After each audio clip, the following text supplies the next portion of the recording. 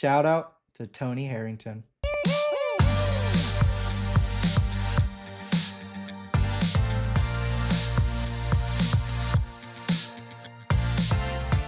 What's up, YouTube? Kedr's TV here. I'm reacting to Nottingham Forest 2, West Ham United 1. We went and got the 3 points, baby, at the London Stadium. I think overall the performance, probably not up to standard for either team. Definitely not for them. I mean, they didn't even score. We scored 3 goals. Who says we're not prolific? Anyways, I think we reverted back to the 4-2-3-1, which is a mistake in my eyes. The 4-5-1, I think, was the formation to go for moving forward. But I'm not the manager. I'll make these decisions. If we did, we'd probably win more games. But hey, what do I know? I'm just a fan. Moving on to the lineups. As you can see, I'm on SofaScore again. I recommend it to anybody. Great app for information. I also got FOTMob pulled up. Also another app I recommend. But it's kind of a plug for both of them. I'm not sponsored, but I think they're both great tools for use for analyzing the match. I kind of disagree with some of SofaScore's ratings, but we'll get into that. West Ham, their player ratings are all average. I think it's a reflection of how they usually play. Nothing really changed. They were slow. They were lethargic. Their danger came from the counterattack. Very Nuno-esque. The wingers, Somerville almost scored, except he got ruled offside. Bowen was a danger in the first half, and then I think in the second half, Nico Williams locked him up pretty good. Outside of that, Paqueta, he was really good at ball retention. Sometimes he would get the ball and make like a really good pass out, which is what you would want your 10 to do in like a counterattacking type of scheme. But overall, I think they played their usual game. And I think that's why they're probably going to go down, as the quality is just not there for them, especially with Doof at AFCON. With what's the other guy's name? The other African player they got.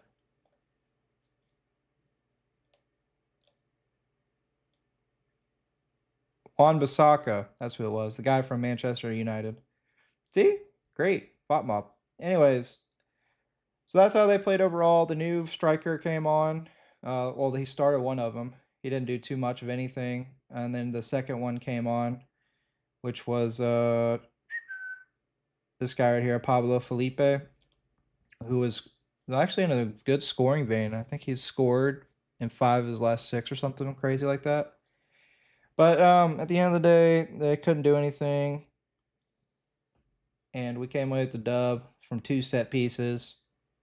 I don't know if we can be called set piece FC yet, but we're working towards it. We want to be Arsenal. Moving to the players on our side, Sells, solid performance. He didn't concede any goals, so I mean, what can you say? He was solid. Did he have to make a save? I think he made like 1 or 2 saves. Didn't have much to do. There wasn't much of a threat. The Somerville goal, obviously conceded, was chopped off for offside, so he didn't take the blame for that. I think he is the guy for the rest of the season. I do think in the summer we need to look at getting a younger keeper, up-and-coming keeper, who can challenge Sells for his position, because he is 33. John Victor is 29. And Angus Gunn is 29 as well. But I think Gunn might leave this window or the next one, depending on his minutes, because I think he was promised minutes, but he hasn't got any. With the John Victor kind of debacle, he might get minutes. I expect him to play in the FA Cup on Friday. Lineup video tomorrow.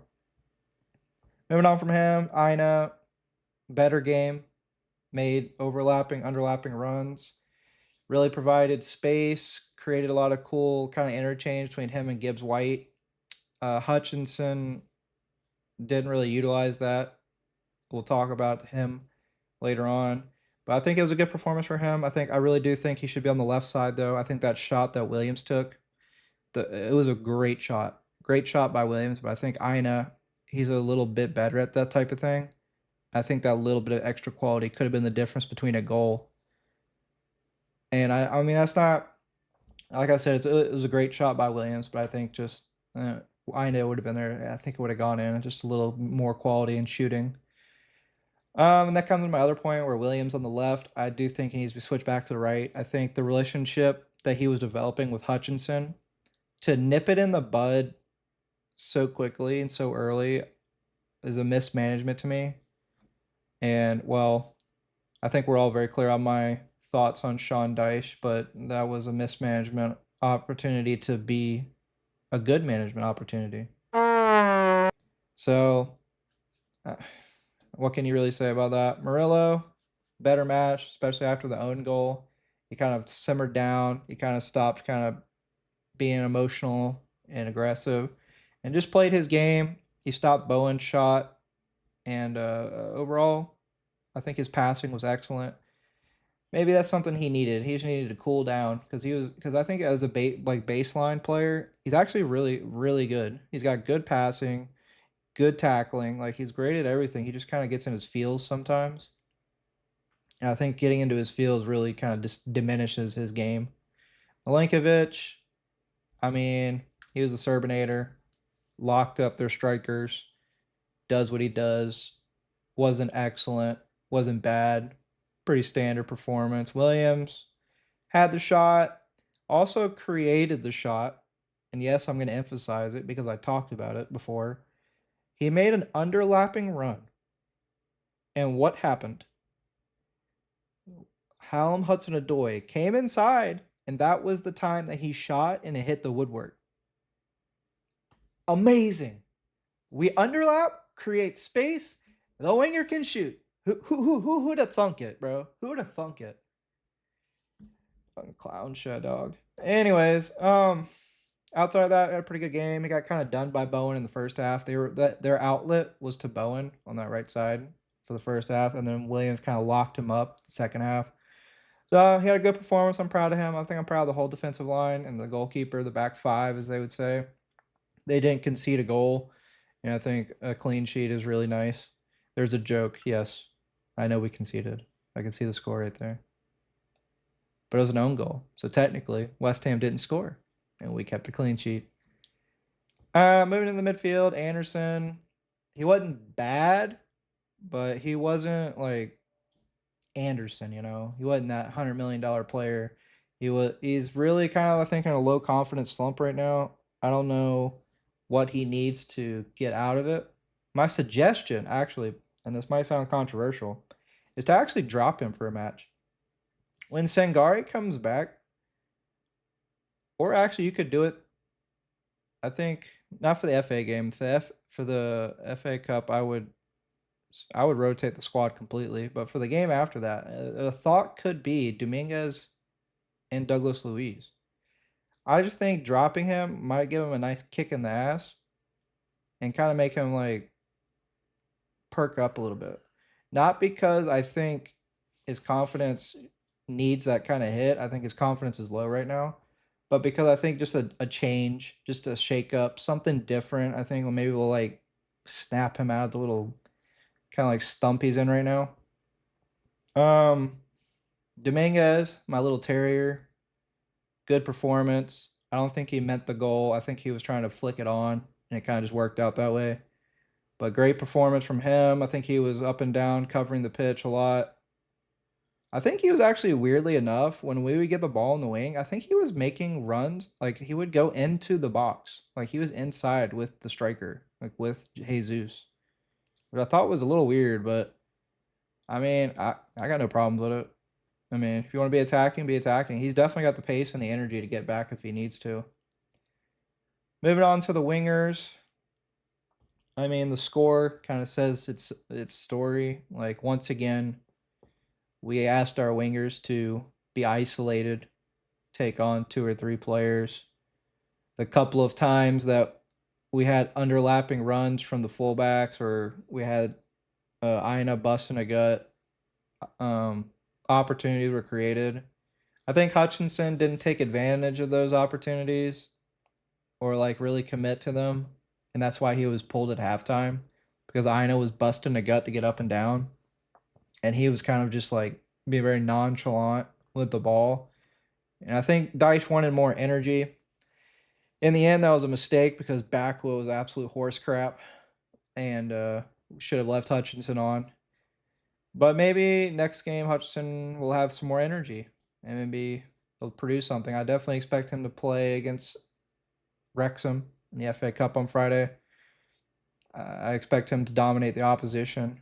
As much as Wrexham is like a beloved love child of the footballing world, it is just a championship team, and I expect us to dominate championship teams, no matter how arrogant or conceited that sounds. Hudson-Odoi, he had the shot, obviously. Once again, got isolated, asked to take on 2 or 3 people. I also think I think at this point, we just have to accept that when he gets the ball, he's gonna slow up play, and sometimes these games aren't for him. This game, the possession was actually a lot more in our favor until the second half, where they kinda got, like, a really long spell of possession, and that's where this possession stat kinda, like, evened itself back out. Um, but I mean, the one time Williams did an underlapping run, he cut inside and made a great shot. I just think we really are isolating these wingers and asking them to do too much. Yes, Hudson-Odoi slows down play when we want to counterattack, but at the same time, you're kind of asking him to do a thankless job out in the wing a lot. Morgan Gibbs-White, beautiful penalty kick, excellently taken. Was the penalty a penalty? Yes. Is it usually given? No. So this is one of them 50-50 calls that we actually got going our way one time. I think Tony Harrington might have skipped the PGML meeting this week about screwing over Forest. Not blaming the refs. And I mean, I don't even remember him honestly. Like he got a couple of touches in the game, but he didn't really affect it. I feel like his penalty was probably the highlight, and then like I don't remember him before or after, to be honest. Like he's not a 10, bro. He was so much better when he was that right side 8, bro. Like he at least defensively was helping out a lot. So even when you don't like he doesn't affect the game, at least he's like really helping out defensively. It just frustrates me so much that he's been pigeonholed as a 10, and because he's getting paid so much, we start him there. It just blows my mind. Moving on to the last guy, the striker, Igor Jesus. I think this SOFA score 5.7. It's very disingenuous. Yeah, Mavropanos probably won against him overall. He was better, but I mean, you're asking Jesus to receive the ball, take it down while under pressure, hold the ball up for 10 to 20 seconds as our entire team gets up the pitch, and then try to make a pass while the entire West Ham team is like closing around him. So you're just seeing there's a famous picture on X right now where it's him receiving the ball and winning it, and then there's just 3 West Ham defenders and 4 West Ham midfielders tracking back, and there's no Forest player in the picture. And I think that's a real big summary of kind of what he's been asked to do these last 3 games. And I feel bad for the guy. I really do. I think he's got quality. I think it's debatable whether he's actually a 10. I think Sorry, my cat just hit the door. I think there could be an argument for him to be kind of a shadow striker, maybe like a slash hybrid 10 role.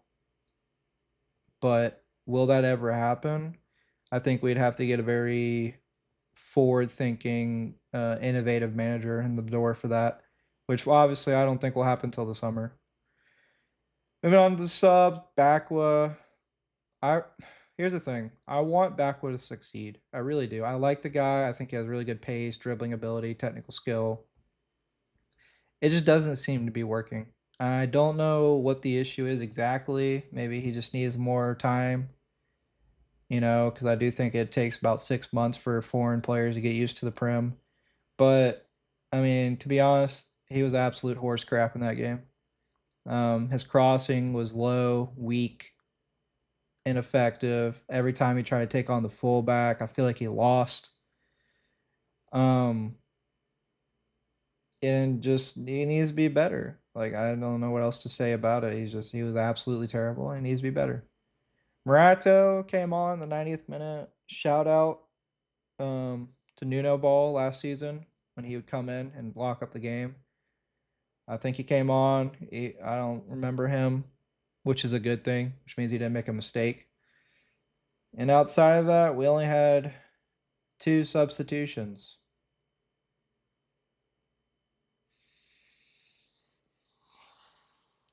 We only had 2 substitutions. I think Angus Gunn, I think he's going to get minutes on Friday against Wrexham. Abbott should play Friday. Savona should play Friday. Douglas Luiz, I don't understand why he wasn't on the pitch at any point in this match. I mean, I don't know what to say. McAtee, I think he could have come on for Bakwa. I think he could have been interesting, actually, because Aina was providing so much energy on that right side. McAtee maybe could have had more room to do something. So I actually think McAtee would have been interesting to come on. But obviously that didn't happen. I expect him to start on Friday as well. Awani, I expect him to start on Friday. Don't want to see him on the pitch. Callie is gone. Like right after this match concluded, we got our loan deal with Frankfurt done. And I think the issue was the loan fee amount, which ended up being like 1.25 million or something like that. Pennies, really. But he's off with a loan to buy option. And that's pretty much it for the players. For the manager, how can I be nice? Can I be nice? We got 3 points. Hey, we got 3 points. Hey, what else can you say? On a real note, we reverted back to the basics, 4-2-3-1. We went long ball FC. Once again, there was no adjustment to the tactics. We only had 2 substitutions. I don't understand that. Like 5 substitutions is half of your starting lineup if you exclude the goalkeeper. This day and age, you should be utilizing substitutions to change the game, affect the game, and this fossil refuses to do it.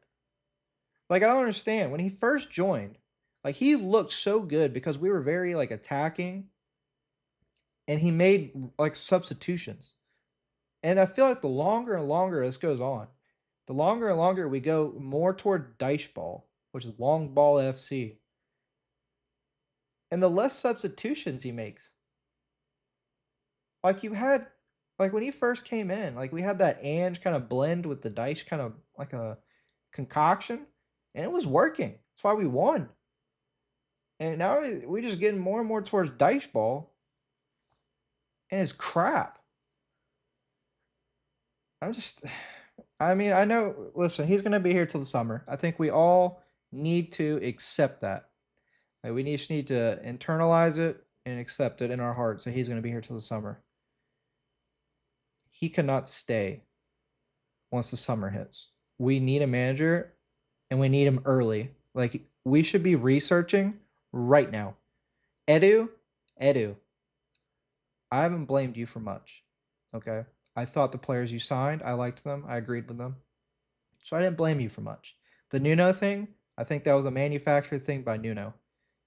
But listen, Edu, if